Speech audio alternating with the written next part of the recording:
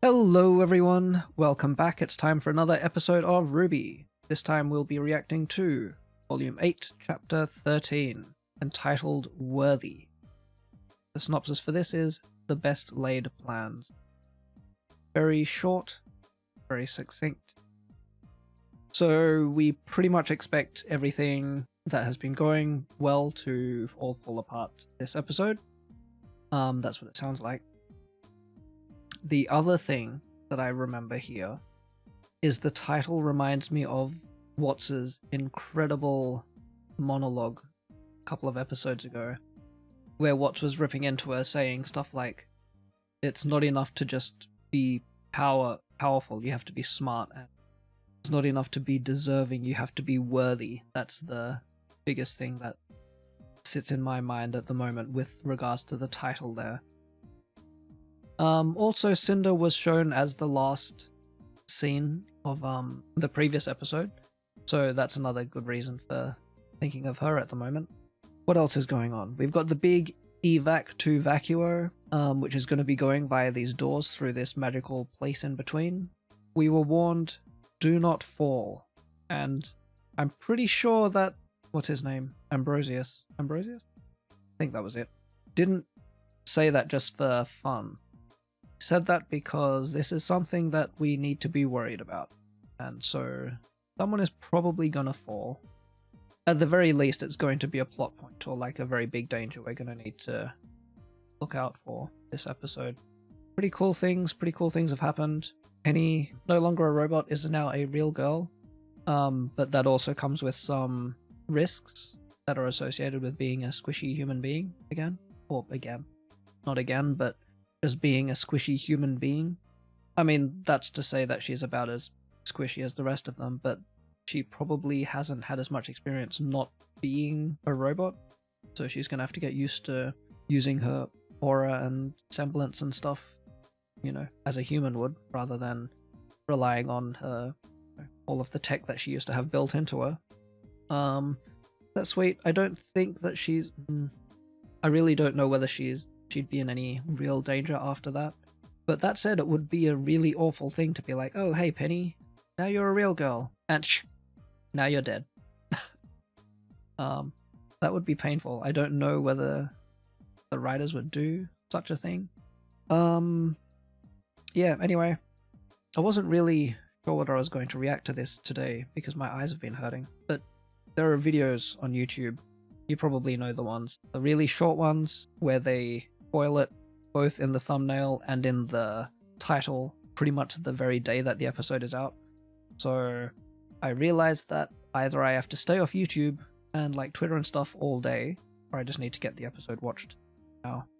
So that's what I'm gonna do. Sorry if my reaction is a little bit off. Okay, so here we go. Volume 8, Chapter 13. In 3, 2, 1, click. We get another flashing light photosensitivity warning. I expect some flashy special effects.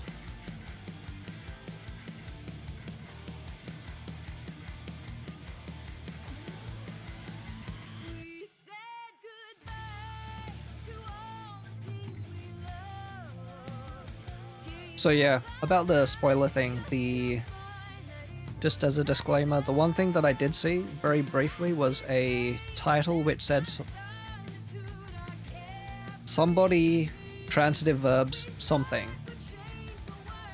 I read the first somebody and the action, but I didn't see the one on the receiving end of that, so...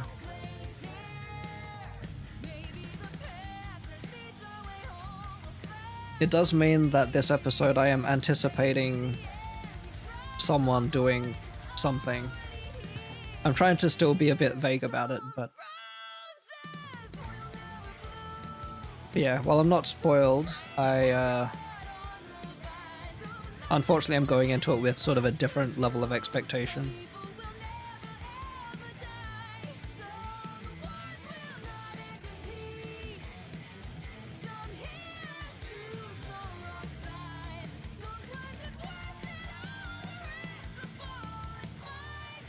I mean, things have been going really well this season. Not really well, but like surprisingly well. Things have been kind of awful and there's been a lot of damage just to people's sort of psyches. What do we do now? And confidence. We stick to the plan. How? Without the CCT, there's no way we can tell all of Atlas to just step into a bunch of freaky magic doors. But there is. We use the portals ourselves and spread the word on foot. Are we positive these things work? Time for a leap of faith.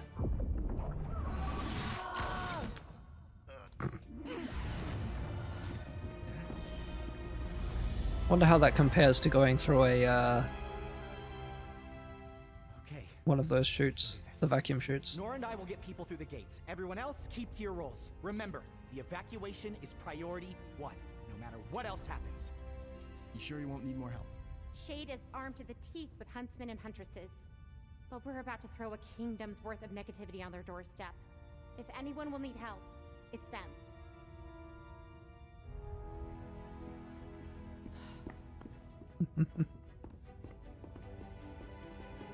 Like, how can you all be so positive?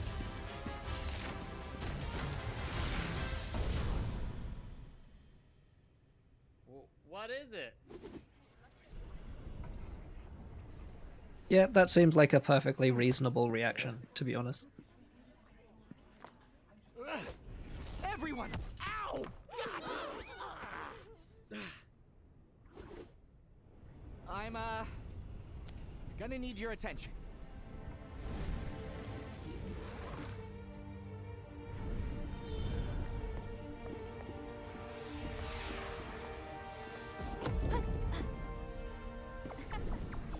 Keep moving, come on! At least Penny can go from flying one way to just flying the other way. Figured you wouldn't let us down. I thought there'd be more people by now. Our job is getting Penny and the staff to Vacuo. Until then, we have to trust the others. I'm sure they can. And way to get Vacuo, we have, Should well, end up just outside the city limits of Vacuo. maybe not there yet, but we do know that Tyrion and I'll focus on masking emotions for as long as I can. Call for help as soon as we cross. Tyrion and Mercury were heading to Vacuo. Which way is the city? It has to be here somewhere! Guys, this sandstorm isn't just killing visibility. That seems reasonable. Kind of expected that. Where are we? Welcome to Vacuo. Head down and follow everyone else to the exit.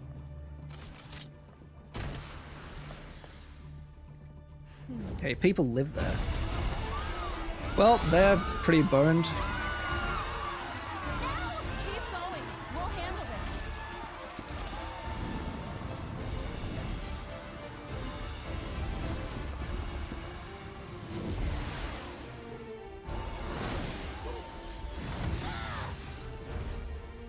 Your little friend Oscar was right.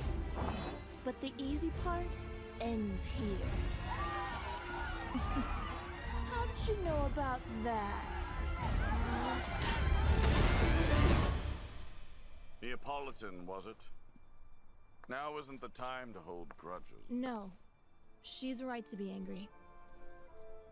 I know I haven't upheld my end of the bargain. I'm sorry. I will get you Ruby Rose. Today. But to do that, I need to ask the lamp a question.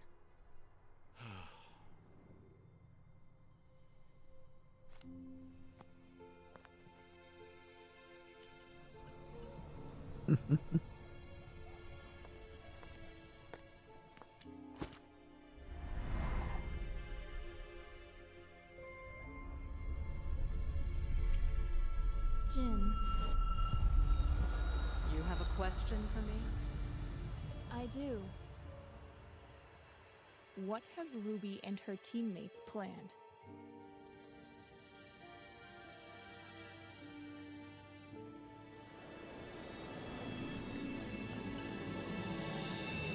Been so worried about keeping the vault closed that we never considered using what's inside. The Staff of Creation. Maybe we could use it to save Penny and get everyone in Atlas and Mantle back to safety.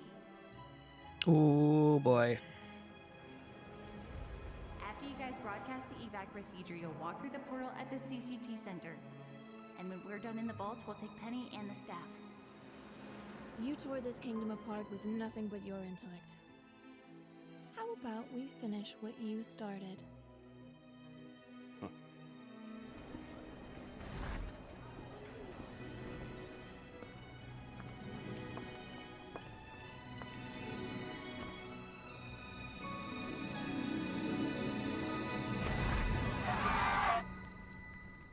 You have everything you need?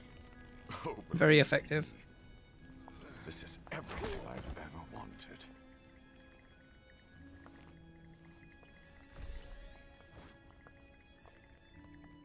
You deserve this, Arthur.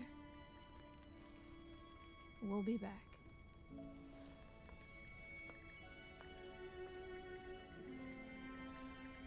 You're live. Everyone can see you. Oh. Citizens of Atlas. Mantle. What we have to tell you is very important. Atlas is falling. But...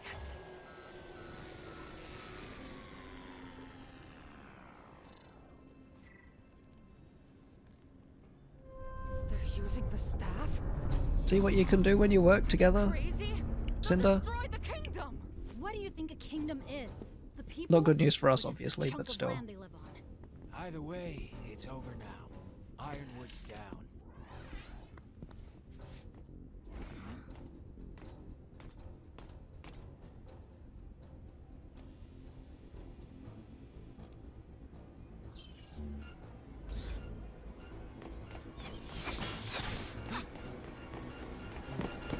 That's bad.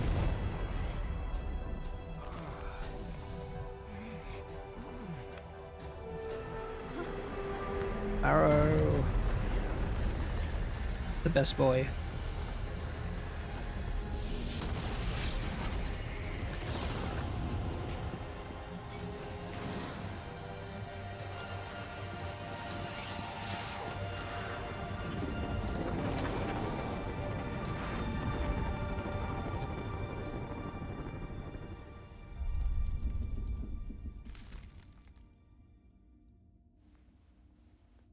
Well, I see you're awake, finally. Atlas is falling under your watch. How does it feel, James? They've got the staff. That's right. You lose. We both lose.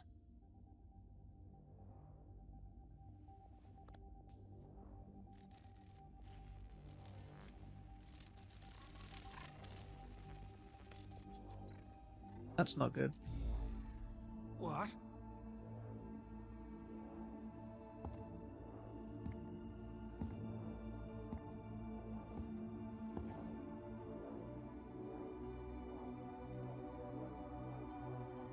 I had expected him to be more of a problem for a longer time. Right?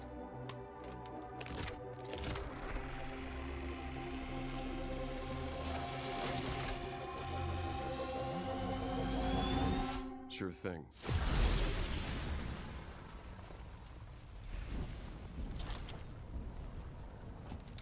Wow. Okay, so the thing... I think this was what was spoiled, so there you go. I knew your plan. I didn't realize it was Jacques. I never could have predicted all of this. At least not without a little help. I don't need to worry about it anymore now. I suppose I have all of you to thank for one last lesson. Sometimes, if you want to win, you simply can't do it alone. Ruby!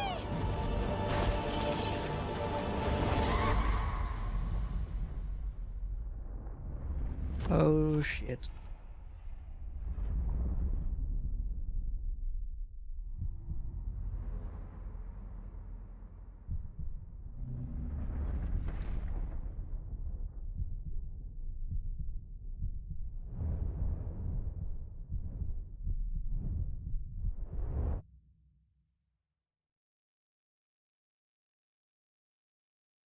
So close, so painful.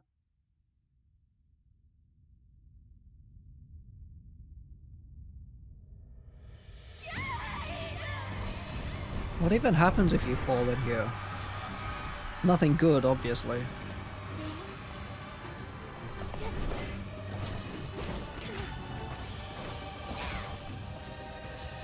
Neo's pissed and she's been waiting a long time.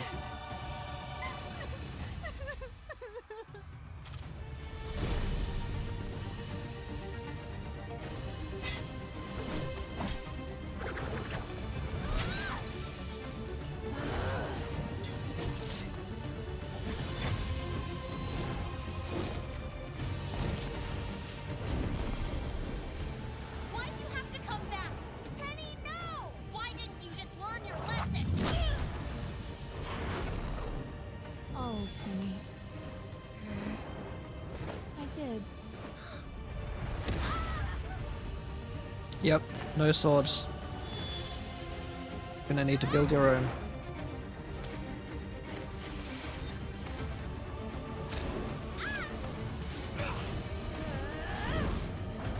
Why skating around is really cool.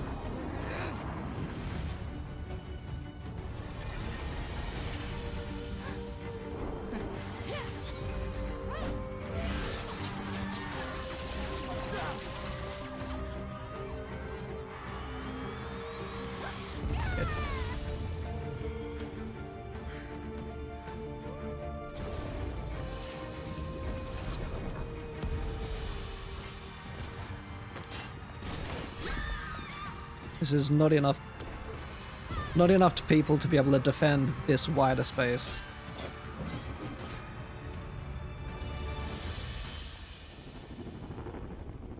Especially since the villains don't have to worry so much. In fact, they can just use the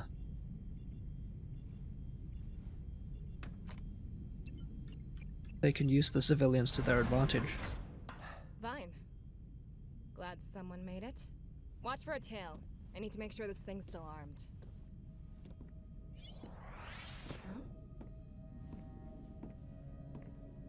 I'm no longer certain this is the most logical course of action. You really want to do this, Zeki? No, I don't. Harriet, the General is no longer in charge. Ruby and the others have used the staff. Atlas is falling. But its people will be safe.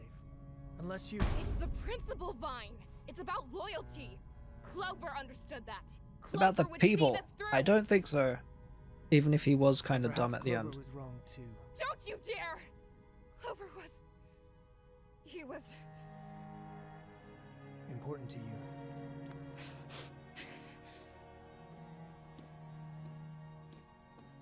Harriet, you are not the only one. Come on, Harriet. Let it out. But don't go killing a whole bunch of innocent people to do it.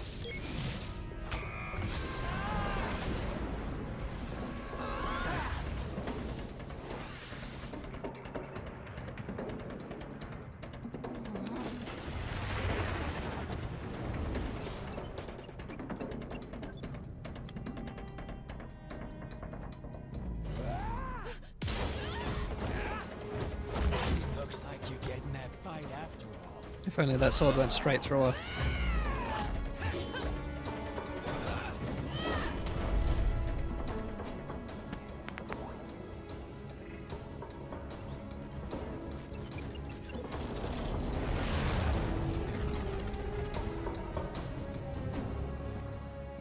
I repeat, is anybody receiving these messages? Can anyone report status on the evacuation?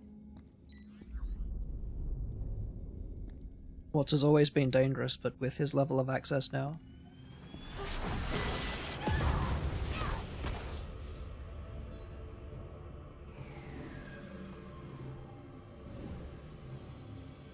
I chased a lot of shadows over the years, always expecting betrayal. But never once did I think it would ever come from you. I know what's best for Atlas, and I'm going to do whatever it takes to get that staff. So, consider this my last order. step aside.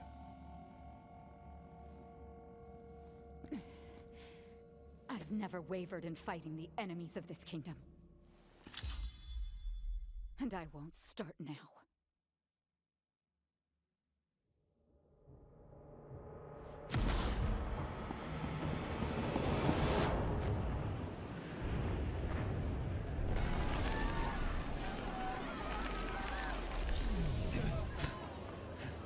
I'm spent. Where's Penny? Couldn't she deal with the storm? Wait, Penny should have been here by now. Something's wrong. One way. What? Why can't I? Oh dear. He made it one way. People enter from Atlas and Mantle on one side and leave on the other side with a one-way ticket to Vacuo. One-way ticket to Vacuo. One-way ticket to Vacuo. We can't go back. The portal won't last.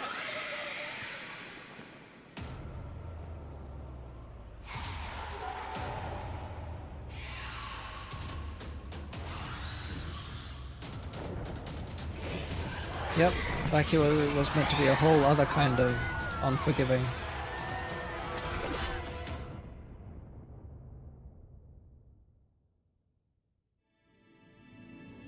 Ah, that went over too quick!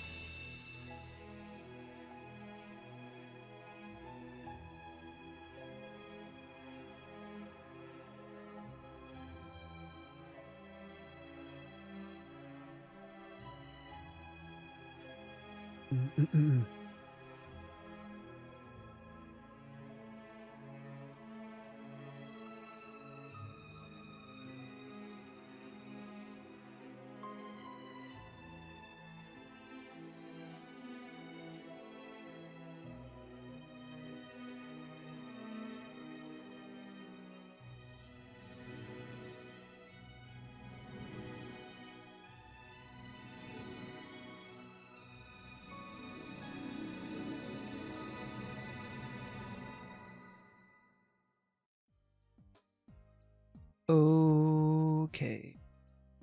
Where to start? Where to start? So it was Cinder. As predicted, not really a difficult prediction there, but yes, most of the chaos here revolved around Cinder's action, as well as getting like a pretty neat little flashback for her, just as our previous episode had sort of the action take place and then a quick jump back to see the planning for it for our heroes. This time we had the same, but for Cinder, where they did indeed use the last wish of knowledge from Jin to be able to anticipate this whole thing. Because that was the one question I did have in my head, was how, I mean, you know, I was willing to just kind of hand wave it, but it did feel very convenient for Cinder to be able to just decide that she was going to wait here and not, you know, try to plan her attack, you know, either at the vault or somewhere else. And now we know, because she had complete knowledge of their entire plan. So things not looking great. Let's go with that. These people, yeah, I'm still showing the display. These people in this freeze frame are not in a good place, would not want to be any of you unnamed NPC 1, 2, 3, 4, 5, 6, 7, 8, 9, etc. Although maybe they'll get to figure out what happened to Yang. So, okay, yeah, that's the next big thing. Let's not talk around it. So, we don't know that she's dead. But clearly falling was not a good thing to happen. I don't know whether that means she... I mean, it looked like she dissolved. I don't know what that even... I still hold that it's probably distinct from being dead. And even this far in, it doesn't... I don't know, I really hadn't anticipated them offing one of the primary 4 characters. Something terrible could happen to her. I could imagine her being away from the group for a long time. But I'm still curious. Is she in another dimension? Did she get unmade? And if so, what does that mean to a person when, you know, there's proof of... Well, maybe not proof, but, you know, there's the existence of aura and the and you know, of souls and stuff like that. So if she did get destroyed, is a soul hanging around somewhere? What happened? I don't. Anyway, separate from that though, regardless of what happened, there's still the immediate impact on our characters as well. So, I mean, all of them are obviously not pleased, to put it lightly. Ruby's lost her sister, Blake's lost her partner, both, you know, just as like a fighting partner, but also a bit more special than that. That's, you know, Team Ruby is down the Y. So you could see it. Blake was fighting pretty angrily. He's usually not so much like that, I think. I mean, there's some emotion, like when she was fighting Adam as well. Yeah, he was pretty upset, understandably here. So I don't know. We were thinking, would there be any big losses this season? That would count as one. If she comes back later, I'm not the sort who thinks that a loss is diminished if the character comes back, necessarily. Depends on how it's done. I know some people just like flat against it, but I usually think of what it costs people in the meantime, and also the feeling. I don't think that it's, you know, the feelings are sort of negated just because a person is brought back. So we also had a brief moment of Harriet feeling, I don't know, almost thoughtful, but that was lost almost instantly.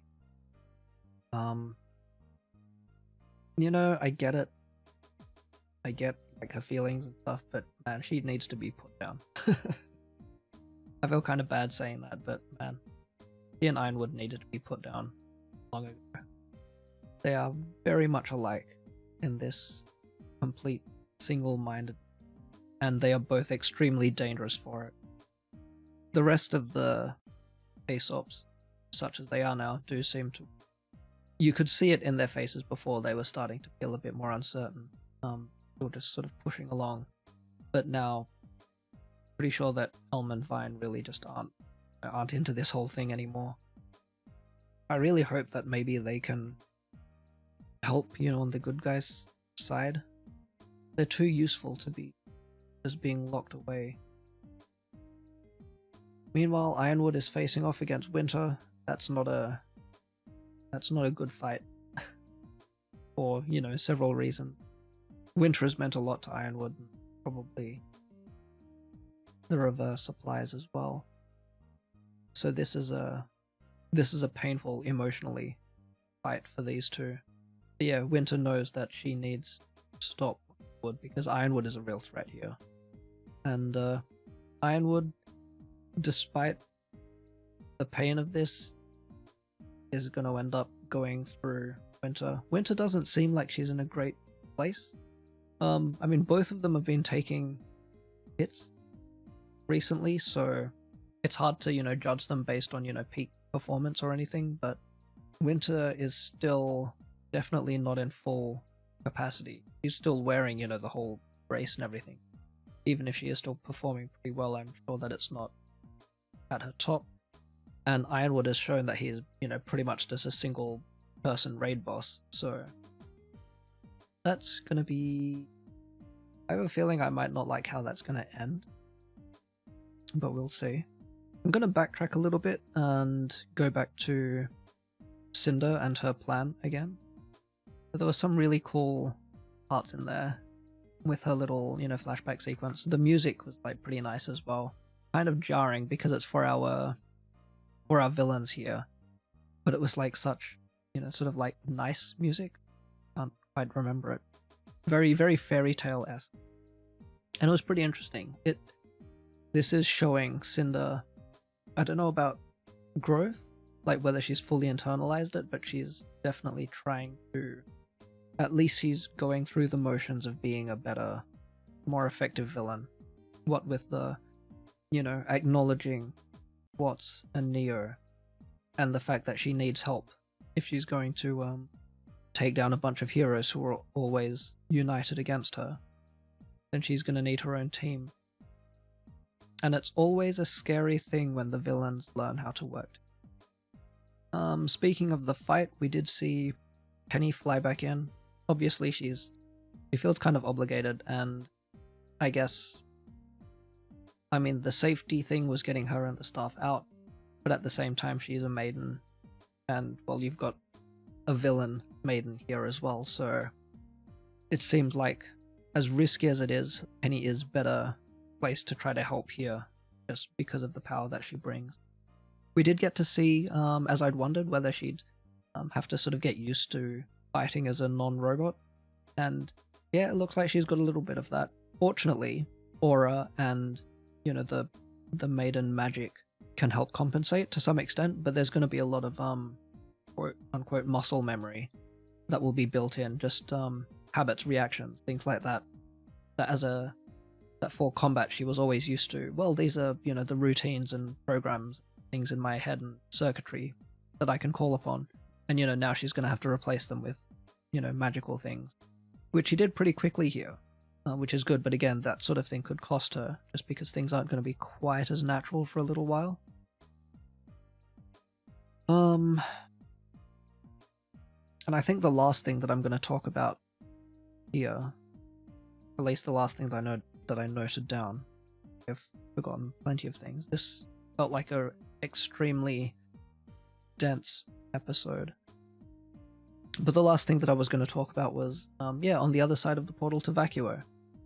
So we discovered that was one way, and I remember thinking in the previous episode that it was curious wording that they requested a one-way portal to Vacuo. I didn't realize that was probably by accident.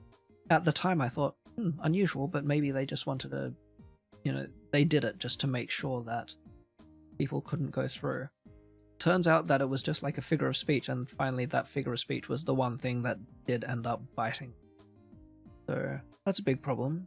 We've got all of those who have evacuated so far stuck on that side of the portal. The heroes on that side, on the Vacuo side, are also unable to go back in to help, or even to figure out what on earth is going on the inside. Can't remember how many we've got on the Vacuo side, but it's not that many, heroes-wise. Ren has just drained himself in trying to keep people shielded, so he's not quite full, you know, aura-wise at the moment. Yeah, and we've got a bunch of Grim, and they're in the middle of a sandstorm, so extremely high levels of tension throughout at the moment. I think Emerald was on that side. Yeah, she was, so gonna have to wait a bit longer before we see her and Cinder encounter each other again. I had been curious what would happen if they did, and while we haven't seen Emerald's reaction to seeing Cinder, we did get to see Cinder was not pleased to note Emerald hanging out with the good guys. It was only like a momentary thing, but it was nice to sort of see that. Well, not nice, but you know, it's something I wanted to see. I don't think it was particularly nice for Cinder. We're curious. Again, I wonder how that's going to go when they do meet each other again.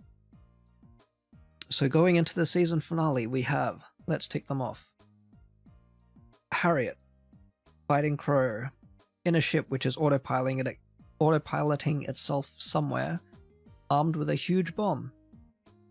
We have Yang, who has disappeared into wherever you go when you fall in this place.